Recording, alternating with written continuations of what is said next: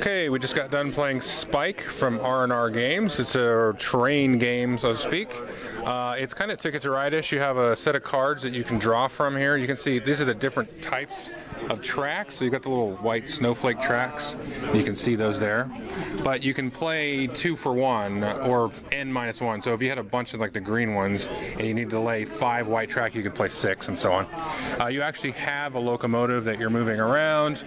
You can take different actions, and once your locomotive is on the track, it'll move for free, equal to the number of arrows on your engine. This is the number of cards you can draw per turn. You can upgrade and get extra cargo. And you get these little cargoes there.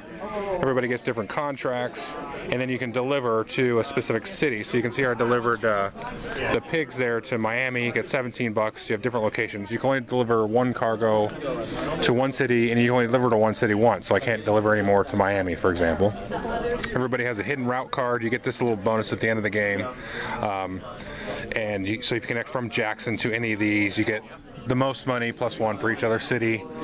And that's it. You can upgrade your train. It costs money to upgrade to speed of the train, the amount of cards you draw, and all kinds of good stuff. Oh, when you build a route to a city that has a commodity, so if somebody connected to a city that had orange, for example, you would get $3 instantly, and then you go ahead and set that there back down to the bottom. And so that's kind of a way to generate money before you've actually delivered any goods. So what did Zach think of it? I thought it was kind of fun. Zach's holding back at me. Yeah. It was kind of quick. I needed more time to get everything done. That's right. The end game is like super like, oh gosh, it's over. Other than that, it was fine. All right. Okay. Dan? Well, yeah, that end game really does become a race against time, because these whistle cards here, on the 3rd round, those go into the bottom part of the deck. That's right. And once that 3rd whistle gets drawn, that's the end of the game. And you know that it's in there. Yeah. You're trying to achieve certain objectives before the inevitable conclusion comes, and you have to decide, do you focus on building your route or making that last delivery there? Plus, there's always the danger of if you need to draw that last crucial card, you may end up shooting yourself in the foot. We all had problems with the deliveries. Each one of us made a blunder, a unique blunder in that part, and it did end up, we sort of shot ourselves in our collective feet with that.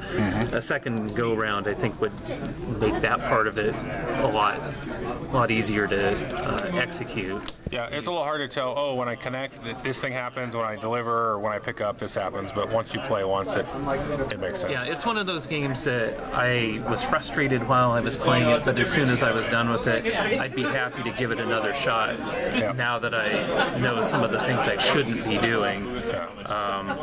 As far as what the optimal strategy is concerned, your guess is as good as mine. I don't know whether building track early is better, or whether focusing on these deliveries is the best thing to do. Upgrading, I mean, you have to decide when you're going to upgrade and how much. I hardly did any upgrading, and I finished 2nd. So there's a lot of things to explore. Yeah, absolutely. I hate these stupid. Yeah, these are pretty fiddly, these little plastic things. Yeah. Okay, Jonathan, what did you think of it?